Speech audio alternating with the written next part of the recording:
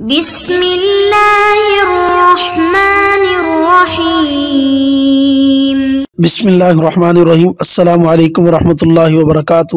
عزیز طلباء، امید ہے آپ خیر و عافیت سے ہوں گے۔ اللہ تبارک و تعالیٰ آپ کو ایمان و عافیت والی زندگی نصیب فرمائے۔ تو عزیز طلباء، آج ہم سبق نمبر 115 کو پڑھنے جا رہے ہیں، جس کا عنوان ہے کیفیت صلاۃ اور اس کی ترکیب و ترتیب کا بیان، حصہ چہارم۔ کیفیت صلاۃ اور اس کی ترکیب و ترتیب کا بیان، حصہ چہارم۔ تو اس سے پہلے کہ ہم سبق کی تفصیل کی طرف آئیں، ہم آتے ہیں مصنف رحمۃ اللہ علیہ کی عبارت کی طرف۔ عبارت کچھ یوں ہے: وَكَبَّرَ بِلَا مَدٍّ وَرَكَعَ وَوَضَعَ يَدَيْهِ عَلَى رُكْبَتَيْهِ وَفَرَّجَ أَصَابِعَهُ وَبَسَطَ ظَهْرَهُ وَسَوَّى رَأْسَهُ بِعَجُزِهِ وَسَبَّحَ فِيهِ ثَلَاثًا ثُمَّ رَفَعَ رَأْسَهُ وَاكْتَفَى الْإِمَامُ بِالتَّسْمِيعِ وَالْمُنْفَرِدُ بِهِمَا وَالْمُؤْتَمُّ بِالتَّحْمِيدِ ثم كبر ووضع ركبتيه ثم يديه ثم وجهه بين كفيه بعكس النهوض وسجد بأنفه وجبهته وكره بأحدهما أو بكور عمامته۔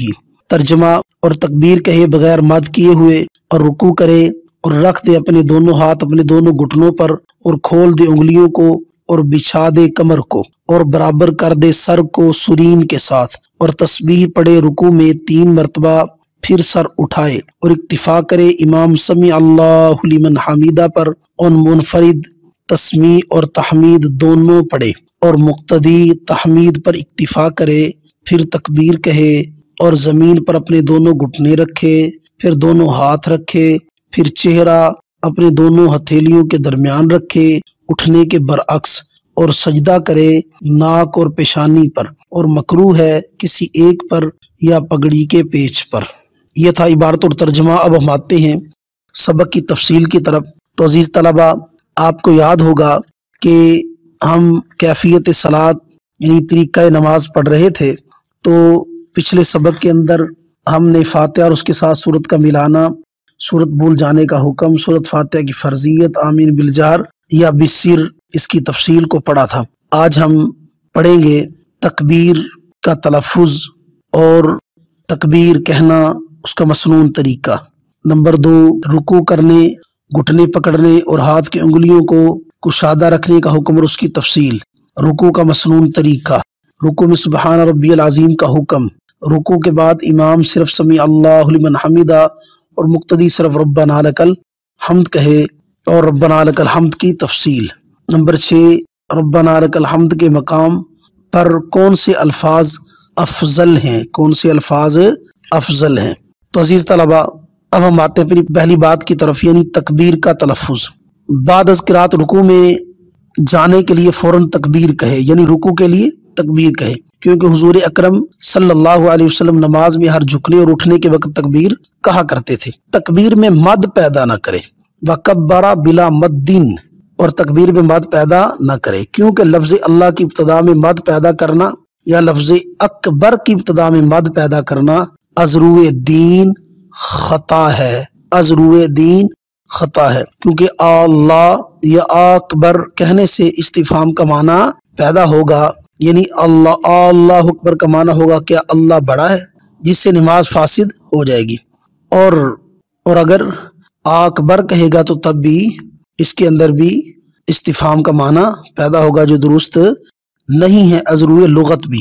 البتہ آواز بڑھانے کے لیے لفظ اللہ کے لام پر، لفظ اللہ کے لام پر مد پڑھنا وہ مستحسن ہے، مستحب ہے، بشرطہ کہ حد سے تجاوز نہ کرے۔ اور آخر میں مد پیدا کرنا یعنی اکبار کہنا، یہ ازرو غلط، ازرو لغت، ازرو زبان بھی غلط ہے۔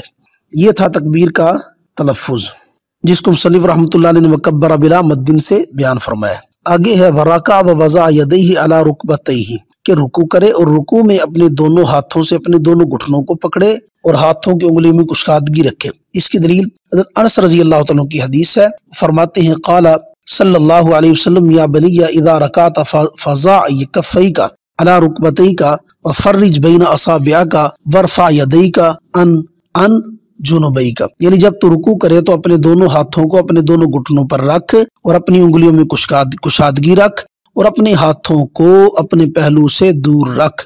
البتہ یہ جو انگلیوں کا کھلا رکھنا ہے صرف حالت رکوع میں مستحب ہے اور صرف مردوں کے لیے سنت ہے، عورتوں کے لیے نہیں، بلکہ عورت اپنی انگلیوں کو ملائے، ضم کرے اور گھٹنوں کو پکڑے نہیں بلکہ صرف گھٹنوں پر ہاتھ رکھے۔ انگلیوں کو ضم کرنا صرف سجدہ میں مستحب ہے، انگلیوں کو ملانا صرف سجدے میں مستحب ہے، اور رکوع اور سجدہ کے علاوہ دیگر حوال میں انگلیاں اپنی عادت پر چھوڑی جائیں گی۔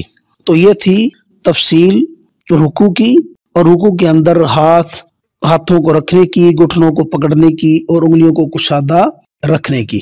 نمبر تین ہے رکوع کا مسنون طریقہ۔ حالت رکوع میں پیٹھ کو ہموار کر کے سر کے برابر رکھے، پیٹھ کو ہموار رکھ کر کے سر کے برابر رکھے، یعنی سر نہ پیٹھ سے اونچا رکھے اور نہ ہی نیچا۔ دلیل عائشہ رضی اللہ تعالیٰ کی روایت ہے، انہ صلی اللہ علیہ وسلم کان یعتدل بحیث لو وضع علی ظہرہ قدح من ماء لاستقر وکذا روت عائشہ رضی اللہ تعالیٰ عنہ انہ اذا رکع لم یشخص رأسہ ولم یصوبہ، یعنی حضور اکرم صلی اللہ علیہ وسلم پیٹھ کو برابر رکھتے، حتیٰ کہ اگر پانی کا پیالہ آپ صلی اللہ علیہ وسلم کی پیٹھ پر رکھ دیتے تو وہ قرار پکڑ جاتا، تو وہ ٹھہر جاتا۔ حضرت عائشہ رضی اللہ تعالیٰ کی جو دوسری روایت ہے اس کا ترجمہ یہ ہے کہ حضور اکرم صلی اللہ علیہ وسلم حالت رکوع میں نہ سر جھکائے رکھتے اور نہ اوپر اٹھائے رکھتے۔ تو یہ ہے رکوع کا مسنون طریقہ، اس کو مصنف رحمۃ اللہ علیہ نے ورکع ووضع یدیہ علی رکبتیہ وفرج اصابعہ وبسط ظہرہ وسوى رأسہ بعجوزہ سے تعبیر فرمایا ہے۔ نمبر 4 رکوع میں سبحان ربی العظیم کا حکم۔ تو حالت رکوع میں 3 مرتبہ سبحان ربی العظیم پڑھے، اور یہ 3 مرتبہ کامل سنت کا ادنا درجہ ہے، کامل سنت کا ادنا درجہ۔ دلیل نبی علیہ الصلوۃ والسلام کا فرمان ہے، اذا رکع احدکم فلیقل 3 مرات سبحان ربی العظیم وذالک ادناہ۔ باقی تسبیح، رکوع کی جو تسبیح ہے، اگر کوئی شخص اس میں لفظ عظیم کی ضاء کو ظاہر نہ کر سکے تو اس کو چاہیے کہ وہ سبحان ربی الکریم پڑھے، کیونکہ عظیم ضاء کے ساتھ پڑھنا اس سے نماز فاسد ہو جاتی ہے، جیسا کہ شامیہ کے اندر علامہ شامی رحمۃ اللہ نے لکھا ہے، السنۃ فی تسبیح الرکوع سبحان ربی العظیم الا ان کان لا یحسن الضاء فیبدل به حیث یأتون بدل الضاء بضاء مفخمہ۔ تو یہ تھی رکوع کی تسبیح کی تفصیل۔ نمبر 5 رکوع کے بعد امام صرف سمیع اللہ لمن حمیدہ اور مقتدی صرف ربنا لک الحمد کہے، جس کی تفصیل یہ ہے کہ رکوع کے بعد اپنا سر اٹھاتے ہوئے امام صرف سمیع اللہ لمن حمیدہ کہے اور مقتدی صرف ربنا لک الحمد کہے۔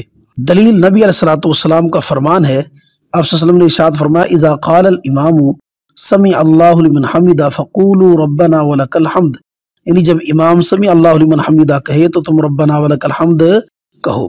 تو ظاہر ہے کہ نبی اکرم صلی اللہ علیہ وسلم نے امام اور مقتدی میں تقسیم فرما دی کہ امام سمیع اللہ لمن حمیدہ کہے گا اور مقتدی ربنا لک الحمد کہے گا، اور تقسیم شرکت کے منافی ہے، لہٰذا امام اور مقتدی میں سے ایک دوسرے کے ذکر میں شریک نہ ہوگا، اور منفرد تسمیع اور تحمید دونوں کہے گا، کیونکہ وہ اپنے حق میں امام ہے، اس لیے امام کی طرح اس پر بھی قرات واجب ہے، جس کو مصنف رحمۃ اللہ علیہ نے وَسَبَّحَ فِيهِ ثَلَاثًا ثُمَّ رَفَعَ رَأْسَهُ وَاقْتَفَى الْإِمَامُ بِالتَّسْمِيعِ وَالْمُنْفَرِدُ بِهِمَا وَالْمُؤْتَمُّ بِالتَّحْمِيدِ، ان الفاظ سے تعبیر فرمایا ہے۔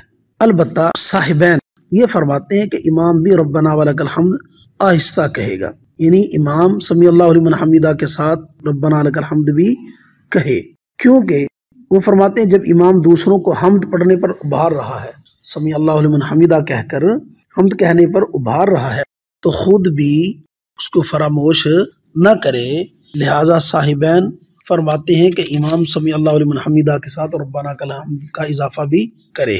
صاحبین کو جواب یہ دیا گیا کہ الدال علی الخیر کفاعلہ، کہ جب مقتدیوں نے ربنا ولک الحمد کہا تو مانن امام بھی اس کو کہنے والا شمار ہوگا۔ لیکن مفتی رشید احمد صاحب لدھیانوی رحمۃ اللہ علیہ فرماتے ہیں کہ امام کی تحمید سے متعلق دونوں قول ہیں، کہنا ایک قول یہ ہے کہ کہنا افضل ہے، کہنا یعنی امام کے لیے تسمیہ اور تحمید دونوں کہنا افضل ہے، ایک قول یہ ہے۔